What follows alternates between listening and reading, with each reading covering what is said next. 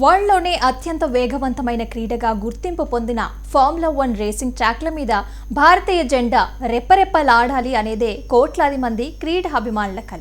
గంటకి 300 కిలోమీటర్ల కంటే ఎక్కువ వేగంతో దూసుకెళ్లే కార్లు, గుండె వేగాన్ని పెంచే ఇంజిన్ల గర్జనల మధ్య భారతీయుల ప్రస్థానం ఎలా సాగిందో ఈ స్టోరీలో చూద్దాం. ఫార్ములా 1 అనేది కేవలం ఒక కార్ రేస్ మాత్రమే కాదు. అది అత్యాధునిక టెక్నాలజీ, మానవ మేధస్సుకి మధ్య జరిగే అద్భుతమైన పోరాటం. ఎర్రటి లైట్లు వారిపోయి ఇంజిన్లు గర్జించడం మొదలైనప్పుడు ప్రపంచం మొత్తం ఆ పరుగు వైపే చూస్తుంది. దశాబ్దాల కాలంగా యూరప్ దేశాల ఆధిపత్యం కొనసాగుతున్న ఈ క్రీడలో భారతీయులు కూడా తాము తక్కువ కాదని నిరూపిస్తూ అడుగులు వేస్తున్నారు. భారత ఫార్ములా 1 చరిత్ర గురించి మాట్లాడుకుంటే మొదటగా స్మరించుకోవాల్సిన పేరు నరేన్ కార్తికేయన్. 2005లో జోర్డాన్ F1 జట్టు తరపున ఆయన రేసింగ్ ట్రాక్ మీదకి అడుగుపెట్టినప్పుడు అది ఒక చారిత్రాత్మక క్షణంగా నమోదైంది. ఫార్ములా 1 గ్రిడ్లో నిలబడిన మొదటి భారతీయుడుగా ఆయన రికార్డు సృష్టించాడు. అది కేవలం ఒక డ్రైవ్ మాత్రమే కాదు, రేసింగ్ అనేది భారతీయులకి అసాధ్యం కాదని ప్రపంచానికి చాటి చెప్పారు. నరేన్ కార్తికేయన్ తర్వాత ఆ వారసత్వాన్ని కరుణ్ చందోకు ముందుకు తీసుకెళ్లారు. హిప్సానియన్, లోటస్ వంటి జట్ల తరపున ఆయన F1 గ్యారేజ్కి మొరిశారు. గెలుపోటముల కంటే ఒక భారతీయుడు అత్యున్నత స్థాయి రేసింగ్ విభాగంలో స్థిరంగా కొనసాగటం అనేది దేశీయ మోటార్ స్పోర్ట్స్ రంగంలో కొత్త ఆశలని చిగురింపజేసింది. ఈ ఇద్దరి తర్వాత కథ అక్కడితో ఆగిపోలేదు. నిజానికి అదే సమయంలో మరొక కొత్త దశ మొదలైంది. ఫార్ములా 1కి వెళ్లే మార్గమైన ఫార్ములా 2, ఫార్ములా 3 ట్రాక్ల మీద కొత్త తరం భారతీయ డ్రైవర్లు తమ సత్తా చూపించడం మొదలుపెట్టారు. గత కొన్నేళ్లుగా భారతీయులు F1 గ్రిడ్లో కనిపించకపోయినా జూనియర్ ఫార్ములా విభాగాలలో మన కుర్రాలు దూసుకుపోతున్నారు. జెహాన్ దర్వాలా తన ప్రతిభతో రెడ్ బుల్ జూనియర్ ప్రోగ్రామ్స్ వరకు వెళ్లాడు. ఫార్ములా 2లో పలు విజయాలు సాధించి ఫార్ములా 1 డోస్ వరకు చేరుకున్నాడు. ఇప్పుడిప్పుడే కుష్ మైనీ పేరుతో రేసింగ్ వర్గాలలో ప్రముఖంగా వినిపిస్తోంది.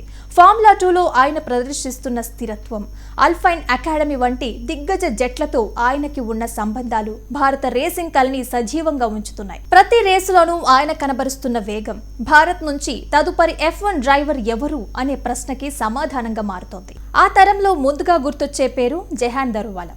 రెడ్ బుల్ జూనియర్ ప్రోగ్రామ్స్ వరకు వెళ్లిన ఆయన ప్రపంచ మోటార్ స్పోర్ట్స్ ప్యాడాక్లో భారత పేరు గట్టిగా వినిపించాడు. ఫార్ములా 2లో విజయాలు, పలు పోడియం ఫినిష్లు సాధించిన జెహాన్ ఫార్ములా 1 డోస్ దగ్గర వరకు వెళ్లాడు. చివరి అడుగు పడకపోయినా భారత డ్రైవర్లకి ఆ మార్గం సాధ్యమేనని నిరూపించాడు. అయితే ఈ ప్రయాణం అంత సులువు కాదు.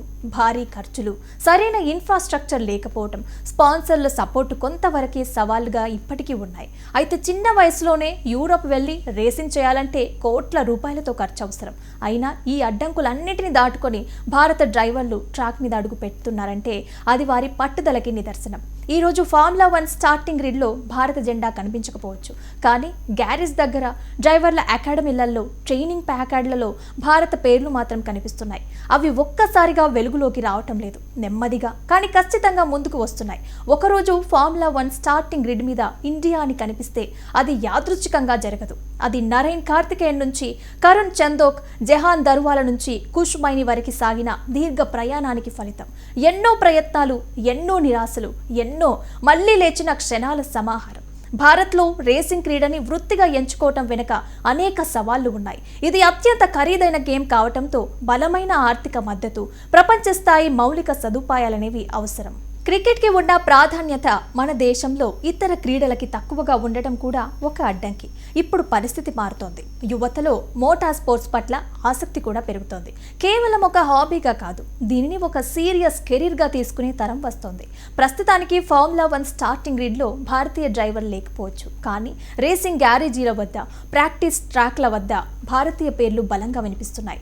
నరేన్ కార్తికేయన్ వేసిన పునాది నుంచి కుష్ మైనీ వరకు సాగుతున్న ఈ ప్రయాణం రేపు ఒక చారిత్రక విజయానికి దారితీయవచ్చు. ఇంజిన్ శబ్దం పెరుగుతోంది, టైర్లు వేడెక్కుతున్నాయి. భారత ఫార్ములా కళ ఇప్పుడే టాప్ గేర్ మార్చింది. ఆ కళ నెరవేరే రోజు ఎంతో దూరంలో లేదు.